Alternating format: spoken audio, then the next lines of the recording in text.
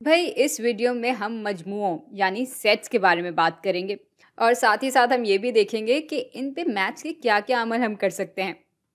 तो अपने पहले सवाल पर आते हैं कि सेट्स आखिर होते क्या हैं। भाई कोई भी सेट मुख्तलिफ चीज़ों का मजमुआ होता है।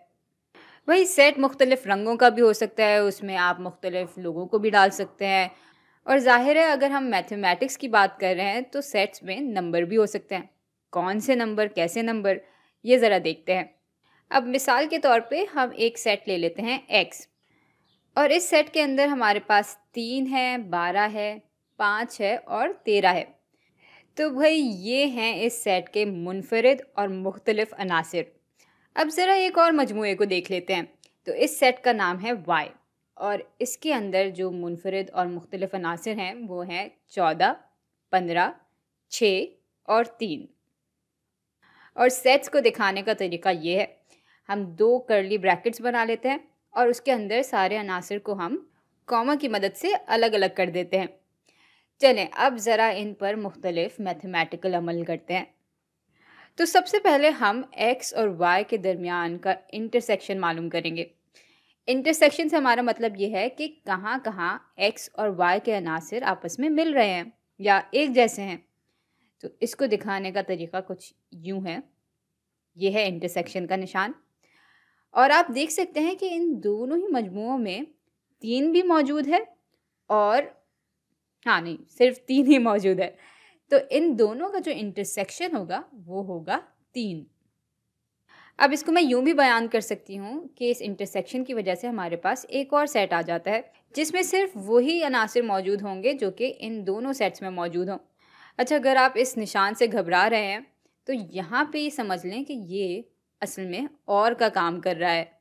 यानी हमें ऐसे अनासिर देखने होंगे जो कि एक्स में भी होंगे और वाई में भी होंगे, और इसके अलावा इंटरसेक्शन में और कुछ भी नहीं है। तो चलें आगे बढ़ते हैं। अच्छा, दूसरा अमल जो कि सेट्स पे यानी मजमुओं पे हो सकता है वो है यूनियन। यानी अगर यहाँ पे हम एक्स और वाई का यूनियन मालूम करना चाहें तो इसको हम कुछ इस तरह से दिखाएंगे। और इसमें होता यह है कि हम दोनों मजमुओं को आपस में जोड़ लेते हैं। यानी ये कुछ ऐसा मजमुआ बन जाएगा जिसमें एक्स के सारे अनासिर भी होंगे और वाई के अनासिर भी होंगे। और यहाँ पे जैसे इस निशान को हमने कहा था कि इसको समझ लें कि ये और है, उसी तरह इस निशान को आप समझ लें कि ये या है।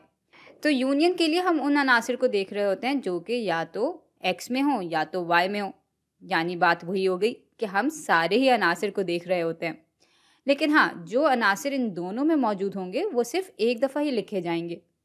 तो यूँ फिर इस मजमूए में हम 3 को एक दफ़ा लिखेंगे, उसके बाद फिर 12 लिख देंगे, फिर हमारे पास 5 आ जाएगा, फिर 13 आ जाएगा।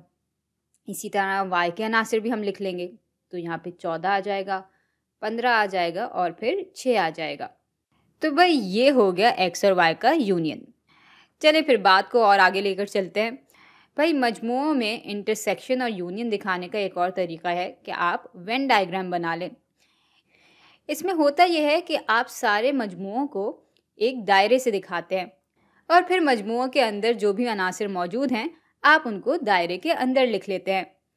भाई मिसाल के तौर पे ये फ़र्ज़ कर लेते हैं कि इस डिब्बे के अंदर दुनिया जहाँ के सारी इक़दार मौजूद है, ठीक है। अब उसके अंदर एक दायरा होगा जो कि एक्स के मजमूए को दिखा रहा होगा।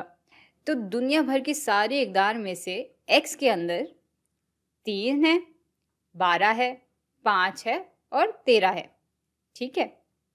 अब ज़रा वाई का दायरा बना देते हैं, और चूंकि वाई में भी 3 मौजूद है तो ये कुछ इस तरह से आएगा।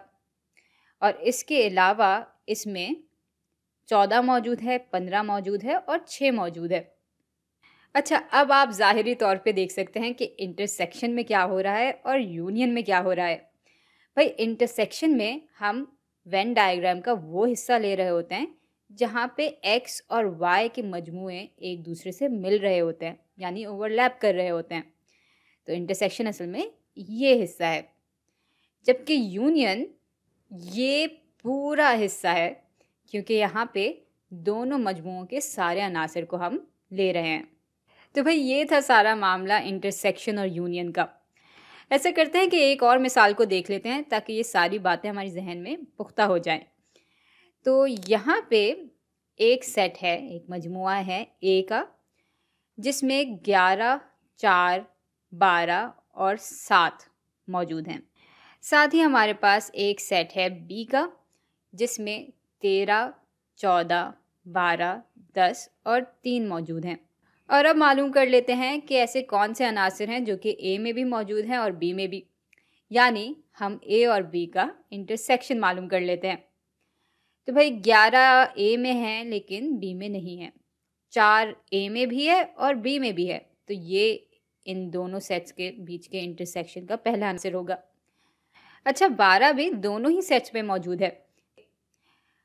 7 सिर्फ ए में मौजूद है, बी में नहीं है। इसी तरह 10 सिर्फ बी में मौजूद है, ए में नहीं है। और 3 भी बी में मौजूद है और ए में नहीं है। यानी इस मजमूए में हमारे पास सिर्फ 2 अनासर हैं, 4 और 12। अच्छा, इस सेट को फ़िलहाल सी का नाम दे देते हैं। अब ज़रा ए और बी का यूनियन मालूम करते हैं, यानी हम इसमें वो सारे अनासर लिख लेंगे जो कि ए में भी मौजूद हैं और बी में भी मौजूद हैं।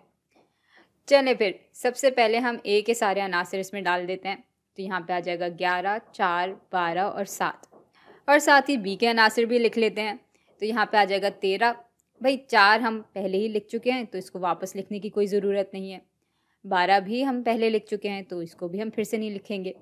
और उसके बाद फिर हमारे पास 10 आ जाएगा और 3 आ जाएगा। तो ये है ए यूनियन बी का सेट। अच्छा, मैं चाहती हूँ कि आप एक और बात पे गौर करें। आप देख सकते हैं कि सेट के अनासर लिखते वक्त हम कभी भी तरतीब के बारे में नहीं सोचते। भाई तरतीब का होना मजमुओं में लाजमी नहीं है।